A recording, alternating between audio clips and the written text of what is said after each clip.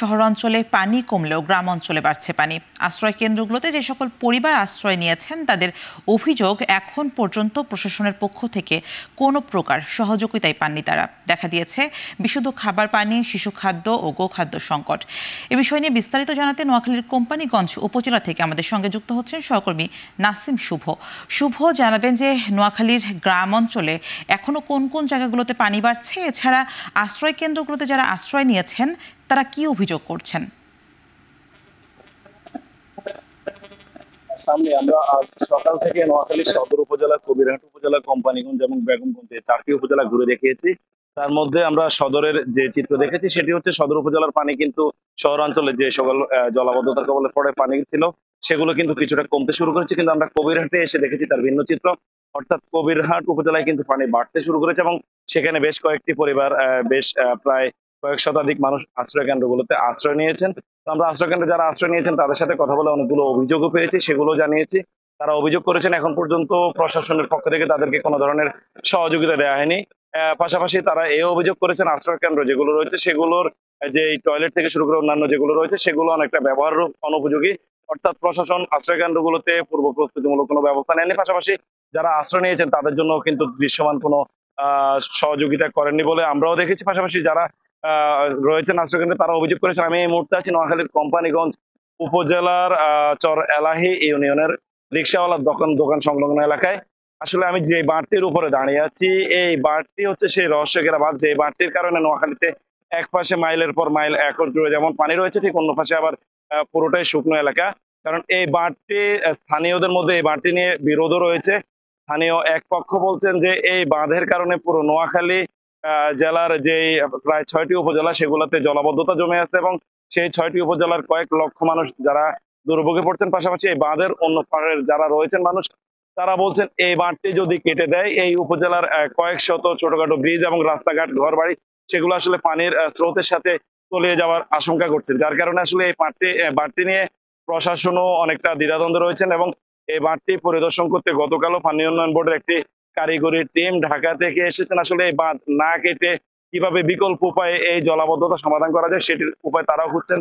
তো আমি সব মিলিয়ে কথা বলেছি নোয়াখালী জেলা প্রশাসনের সাথে। তিনি জানিয়েছেন আসলে আশ্রয় কেন্দ্রে থাকা যে সকল আশ্রয় প্রার্থীরা রয়েছেন তারা যে ধরনের অভিযোগগুলো করেছেন সেগুলো জেলা প্রশাসককে জানানোর পরে তিনি জানিয়েছেন তিনি সংশ্লিষ্ট উপজেলা নির্বাহী কর্মকর্তা এবং ত্রাণ কর্মকর্তাকে বিষয়টি অবহিত করেছেন এবং তিনি আশা প্রকাশ করেছেন যে আজ বিকেলের মধ্যে যে সকল জায়গায় এখন পর্যন্ত কোনো ত্রাণ সামগ্রী পৌঁছায়নি সেগুলো পৌঁছিয়ে দিবেন।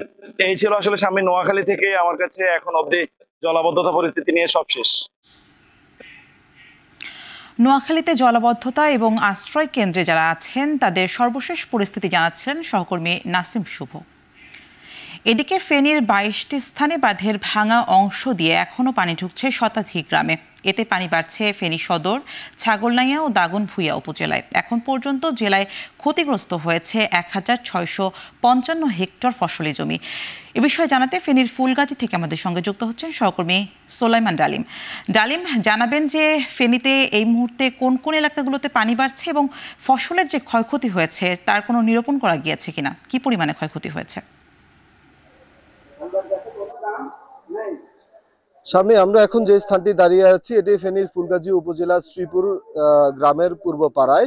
এই স্থানটিতেই কিন্তু প্রায় 40 মিটার জুড়ে মরি নদীর যে বাঁধ রয়েছে সেই বাঁধ ভাঙে, যার ফলশ্রুতিতে এই কয়েকটি গ্রামে কিন্তু এখান দিয়ে পানি ঢুকে। যদি আমরা আপনাদেরকে আমাদের দর্শককে দেখাতে চাই, এখনো কিন্তু নদী থেকে বাঁধ ভেঙে কিন্তু লোকালয়ে পানি ঢুকছে এবং সেটি প্রবল স্রোতে এখনো ঢুকছে, যার ফলশ্রুতিতে ফুলগাজী পরশুরামের বন্যা পরিস্থিতি এখনো পুরোপুরি উত্তরণ হয়নি। এখনো মানুষের ঘর বাড়িতে কিন্তু পানি রয়েছে।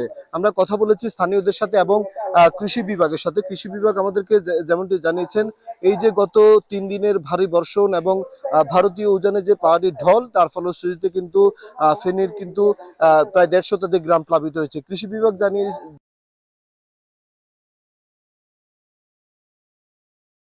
রয়েছে সেগুলো কিন্তু এখানে নষ্ট হয়েছে। এছাড়াও কিন্তু মৎস্য বিভাগ যেটি জানিয়েছে 1000-এর বেশি কিন্তু পুকুরের মাছ কিন্তু ভেসে গেছে এবং প্রায় 5 কোটি টাকার মতো মৎস্য খাতে ক্ষতি হয়েছে। সব মিলে মৎস্য খাত এবং কৃষি খাতের যে ক্ষতি সেটি 10 কোটি টাকার মতো বলে মনে করছেন কৃষি এবং মৎস্য খাত। অপরদিকে আমরা কথা বলেছি পানি উন্নয়ন বোর্ডের সাথে। পানি উন্নয়ন বোর্ড আমাদেরকে যেমনটি জানিয়েছেন যে এই যে বন্যার যে বাঁধগুলো ভেঙেছে 22টি স্থানে, সেই বাঁধগুলো এখনই কিন্তু মেরামত করা সম্ভব নয়।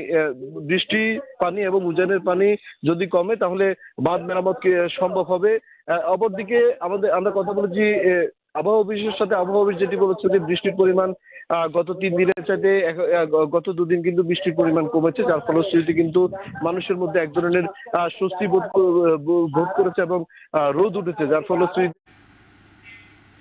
ফেনীর 22টি স্থানে বাঁধের ভাঙা অংশ দিয়ে এখনো পানি ঢুকছে লোকালয়ে। সে বিষয়ে আমাদেরকে জানাচ্ছিলেন সহকর্মী সোলাইমান ডালিম। দেখছেন এখন চারদিক।